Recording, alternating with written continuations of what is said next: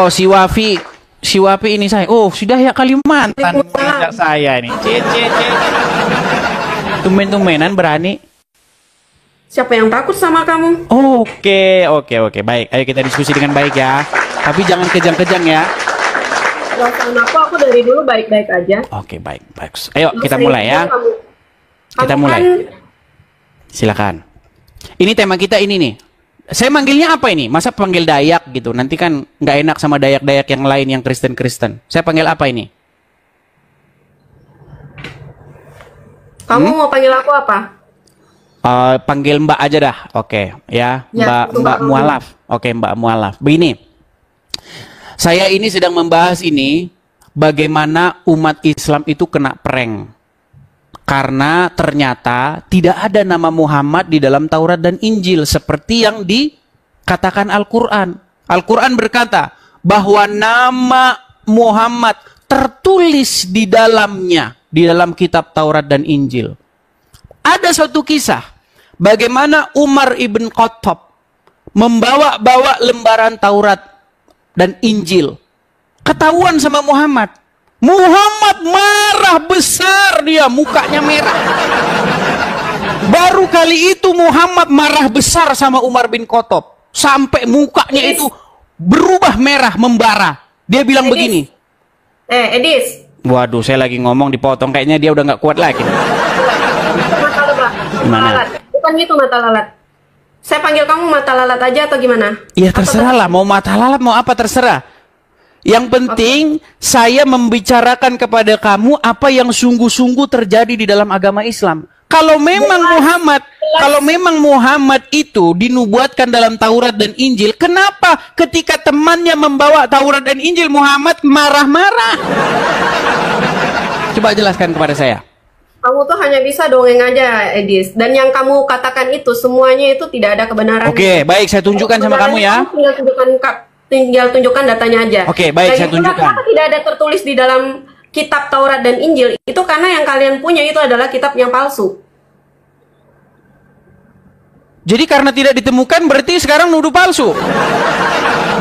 Ada kenyataannya memang iya, itu yang palsu. Makanya kalau kamu belajar itu jangan setengah-setengah. Di zaman Muhammad, kitab Taurat masih asli. Gara-gara tidak ditemukan namanya berubah jadi palsu. Karena memang kalian suka yang palsu-palsu kan? Seperti wajahmu itu kepalsuan semua. Kok lari kemana-mana ini gimana sih? Ini bahasnya apa? Ini putus asa Ya, atau bagaimana? Emang memang sudah dengar, Edis, tentang kamu yang suka menyebarkan sesuatu yang kepalsuan-kepalsuan seperti itu. Tidak perlu aku membukakan data-data yang valid untuk kamu. Bukakan data pun yang valid percuma. Oke, jadi ketika Umar bin Khattab membawa lembaran Taurat dan Injil, kenapa Muhammad marah? Yang kamu tahu apa di situ?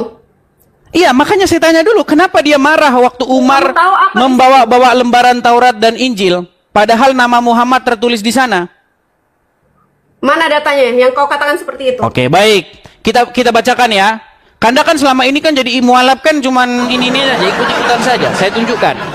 Bagaimana Muhammad marah ya, nih, saya tunjukkan hadisnya. Ya. Saya tunjukkan hadisnya.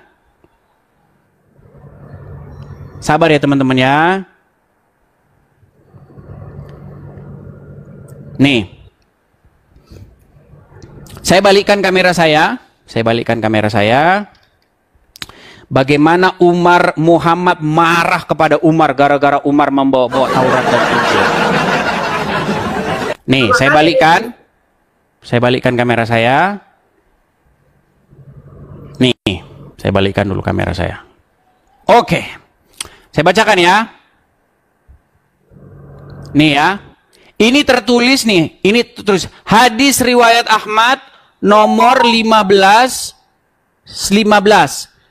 Nomor 15 6. Nih. Saya bacakan. Kita bacakan dari sini ya. Sebentar, saya baca. Ini kalau kalian judulnya ya. Ketika Nabi SAW menegur Umar yang membawa Injil. Dia tidak tahu selama ini jadi orang Islam dikerjain. Saya bacakan, nih. Ya, dalam sebuah hadis diriwayatkan oleh Imam Ahmad dalam musnadnya Rasulullah bersabda. Ini bersabda kepada Umar bin Khattab. Apakah engkau ragu, wahai Ibnu Khattab? Sungguh telah membawakan kepada kalian agama putih bersih. Seandainya Musa hidup di zaman ini, maka tidak ada pilihan baginya kecuali mengikuti aku. Ini ketika Umar bin Khattab membawa Taurat dan Injil, Muhammadnya malah marah. Dibilang katanya Umar bin Khattab ragu-ragu. Ketahuan karena namanya nggak ada di situ. Ayo, sekarang udah percaya? Sekarang udah percaya? Percaya sama kamu, Edis, sama aja. Percaya dengan berkata kamu. Oke, jadi hadis ini bohong. Balikan lagi wajah kamu yang... Oke, baik. Saya balikan lagi. Jadi kamu percaya bahwa hadis itu bohong? Yang bohong itu kamu, Edis. Karena jadi kamu hadisnya gimana? Oke, kalau gitu saya mau tanya sama kamu, hadisnya gimana? Yang bohong itu kamu, Edis, karena kamu selalu mencari sesuatu yang palsu. Berarti saya bohong. Oke, baik. Kita putarkan dari ceramah Ustaz saja ya. Bagaimana Umar bin Khattab pernah membawa-bawa lembaran Taurat dan Injil nih. Kamu bilang saya bohong. Waduh, sungguh kamu nekat yang nyata kalau seperti ini caranya. Nih, saya bacakan kepada kamu nih. Nih ya. Edis, nih. Kamu kirim lagi, memang saya suruh kamu kirim. Apanya? Ini dengarkan. Dengarkan ya, nih. Wa nazzalna 'alaikal kitab, dan kami turunkan kepada engkau Alkitab. Tibyanan likulli syai', sebagai penjelas bagi segala sesuatu. Kemudian beliau membawakan sebuah hadis atau riwayat di sini, asal dari Umar bin Khattab radhiyallahu ta'ala anhu, ya, dari Nabi sallallahu alaihi wasallam. Tentang kisah Umar bin Khattab yang suatu hari memegang-megang kitab Taurat. Ya, Taurat diturunkan kepada Nabi siapa? Nabi siapa? Nabi Musa alaihissalam. Baik, kita baca kisahnya. Warawa An-Nasa'i wa ghiru, dan diriwayatkan oleh atau Imam An-Nasa'i meriwayatkan dan selainnya. Ani Nabi sallallahu alaihi wasallam, dari Nabi sallallahu alaihi wasallam, annahu ra'a, bahwasanya Nabi sallallahu alaihi wasallam melihat fi yadi Umar bin Khattab radhiyallahu ta'ala anhu, di tangannya Umar bin Khattab radhiyallahu ta'ala anhu, waraqatan min at-Taurah, lembaran dari Taurat. Faqala, maka beliau bersabda,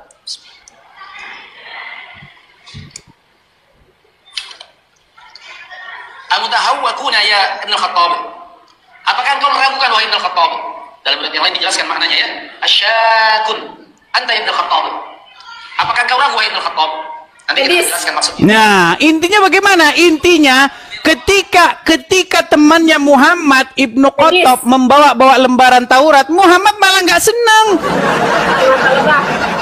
Mata lalat. Kenapa dia nggak senang coba? Mata lalat. Nggak ada jawaban kan? Nggak ada jawaban.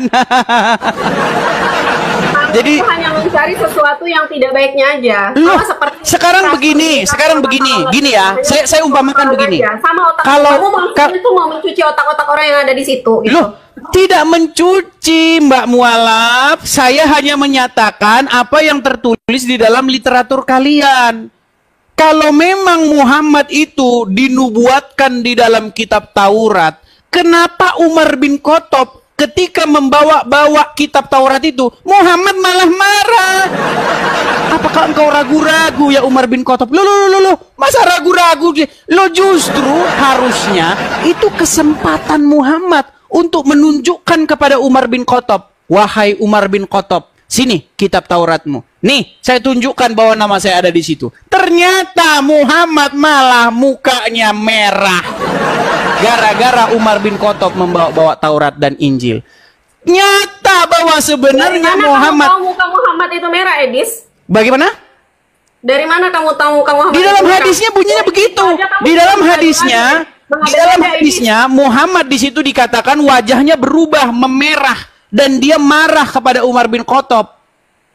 Kamu saja selama mualaf baru dengar riwayat ini kok.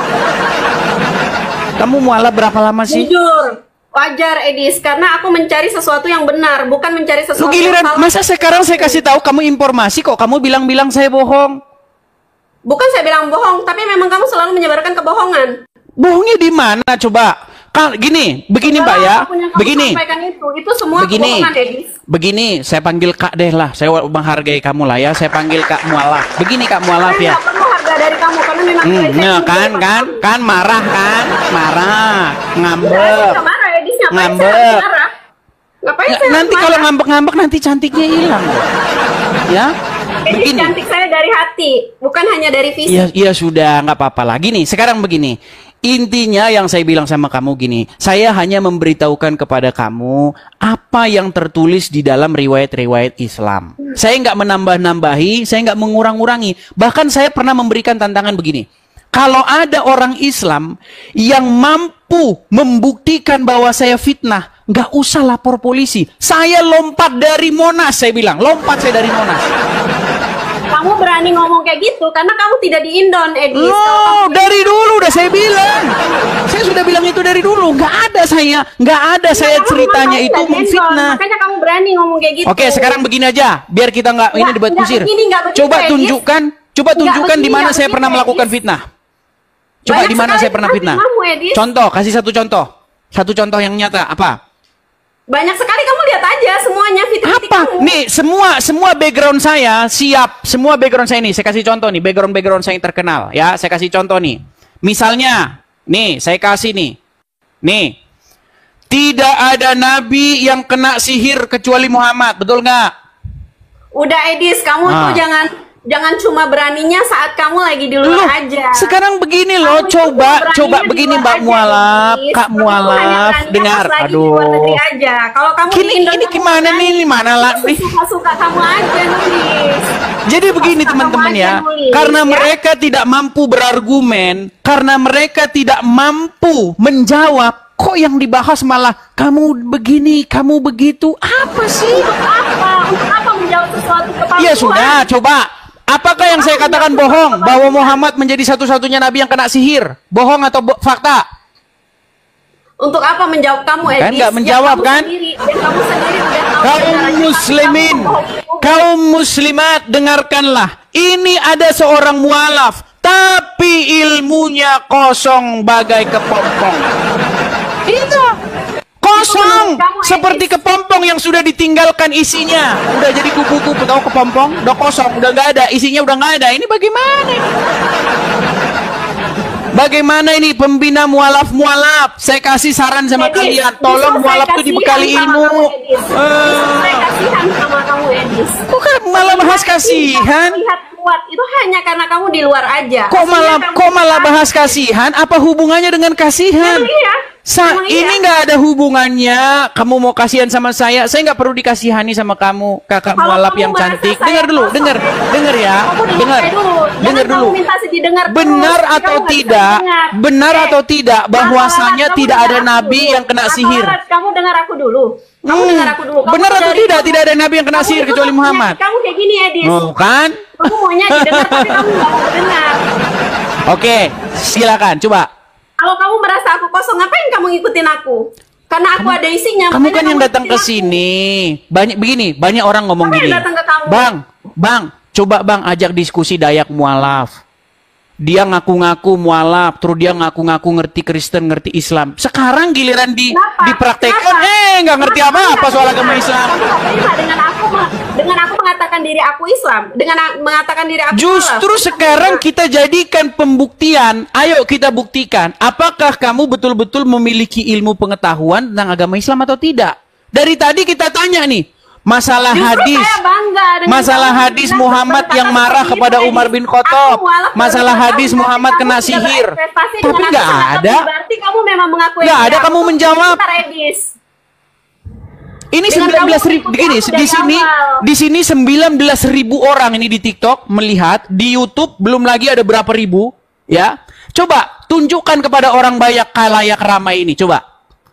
Apa jawabanmu ketika ada seorang Kristen seperti saya berkata, tidak ada nabi yang kena sihir kecuali Muhammad? Apa jawabanmu? Coba. Apa? Ini kalau yang percaya sama ya begonya sangat bego. Memang Loh, itu ada ini bukan teman-teman. loh. Ini namanya Tapi argumentum semuanya ad itu ada hominem. penyebabnya, Tahu nggak ada argumentum ad sebabnya, hominem itu dan apa? Ada penjelasannya. Nah, seperti Edis nih teman-teman. 1.900, hampir 20.000. Ada berapa di situ teman-teman? 20.000, udah dibilang 20.000. Saya lihat di sini, saya nggak percaya sama Silakan. kamu. Nggak percaya karena memang kalian Saya percaya sama kamu. Orang munafik kayak kamu. Kalian percayanya sama Bukhari yang mengatakan Muhammad kena sihir. Oh, gimana? Jikalau ada seorang orang kafir membawa informasi kepada kamu, janganlah kamu langsung percaya dan jangan juga kamu langsung tidak percaya. Tapi diperiksa dulu. Ini kalian langsung nggak percaya apapun yang diberitakan oleh kafir, maka tidak dipercaya. Nggak boleh begitu jadi orang Islam. Janganlah kebencianmu terhadap suatu kaum membuat kamu tidak adil terhadap mereka. Betul. Janganlah kebencian kamu terhadap suatu kaum membuat kamu tidak adil terhadap mereka. Betul. Betul nggak? Ini malah 20.800 orang sekarang. Hampir 21.000. Yuk, di hadapan 21.000 orang. Apakah jawaban seorang mualaf ketika disuguhkan fakta bahwa Muhammad menjadi satu-satunya nabi yang kena sihir? Silakan. Udah gelagapan dia. Ayo, silakan. Jangan kabur. Jangan telepon Zulkifli M. Abbas atau Nur Alim. Atau suruh sajalah telepon Adi Hidayat boleh, telepon Abdul Somad boleh. Ayo, silakan. Siapa yang mau ditelepon? Bahkan saya menantang Abdul Somad Adi Hidayat untuk diskusi dengan saya. Ayo. Nggak level mereka lawan kamu Edis, orang sampah. Bilang aja takut. Kotoran kayak kamu ngapain Edis? Dari tadi, gini. Oke, saya jawab. Dari tadi, macam-macam logical fallacy, macam-macam kesesatan logika. Salah satunya adalah argumentum ad hominem. Tahu nggak argumentum ad hominem itu apa? Nggak tahu, namanya juga mualaf. Oke, argumentum ad hominem adalah sebuah argumen kecacatan berpikir. Dia bukan membantah argumennya, tapi dia bantah orang yang ngomong. Gara-gara yang ngomong orangnya hitam, gara-gara yang ngomong orangnya dekil, makanya argumennya menjadi salah. Apa itu logika macam apa kayak begitu? Justru item-item begini keren, begini item-item keren.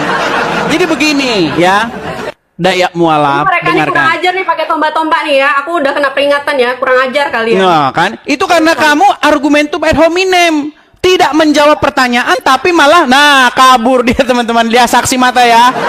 Kalian menjadi saksi bahwasanya dia kabur. Nah. Jadi yang inbox saya mengenai Dayak mualaf ya, sekarang sudah tertunaikan keinginan kalian. Bang, coba sekali-kali masuk tuh komalnya Dayak mualaf tuh. Ah, udah. Sudah kalian lihat bagaimana apa yang terjadi. Meninggal dunia dia, saudara-saudara. Nggak ada jawaban. Ditanya masalah Muhammad kena sihir, malah ngomong, kamu itu ya. Ya. Ini begini ya, ini malah ngomongin fisik, apa hubungannya? Ditanya Muhammad ketika Umar bin Khattab membawa lembaran Taurat, dia marah sama Umar bin Khattab, marah. Padahal apa di dalam Al-Quran dikatakan? Wahai orang-orang yang beriman, apa kata ayat Al-Quran? Disuruh kalian beriman. Ya, ada ayat yang dalam Al-Quran, kami beriman kepada apa yang diturunkan oleh kamu, kepada Taurat dan Injil. Disuruh beriman. Tapi ketika Umar bin Khattab membawa lembaran Taurat dan Injil, Muhammadnya malah marah. Ini saya umpamakan kayak begini. Saya kasih umpama begini. Ada sebidang tanah. Oke? Ada sebidang tanah. Nah, lalu ada orang bilang begini. Nama saya tertulis sebagai pemilik tanah itu. Ya? Tertulis itu, tolong, nama saya. Ada orang BPN. Ya kan? Datang bawa sertifikatnya. Cek. Ketika orang BPN datang bawa sertifikat, "Hai! Apakah kamu tidak percaya nama saya tertulis di sana?" Loh, justru ketika sertifikat datang, itu menjadi kesempatan bagi orang yang mengklaim bahwa namanya ada di situ untuk membuktikan bahwa klaimnya itu benar. Ketika Al-Quran mengatakan, umat Islam berkata bahwasanya Muhammad dinubuatkan di dalam kitab-kitab sebelumnya, bahwasanya Muhammad ada dalam Taurat dan Injil. Ketika Umar bin Khattab membawa kitab Taurat dan Injil itu, bukannya Muhammad membuktikan kepada kaum muslimin bahwa namanya ada tertulis di situ, malah sebaliknya Muhammad wajahnya merah dan marah kepada Umar bin Khattab. Ini apa-apaan ini? Coba. Salam saudara-saudara, itulah dia debat seru antara Edis TV dan seorang mualaf yang berasal dari Kalimantan. Kita sudah mendengarkan percakapan, yaitu debat antara Edis TV dan juga seorang mualaf ini. Bagaimana ketika seorang Edis TV menyampaikan suatu pertanyaan tentang kitab mereka, kitab yang mereka percayai, justru seorang mualaf ini tidak bisa menjawab dan malah mengalihkan pertanyaan-pertanyaan yang disampaikan oleh seorang Edis TV.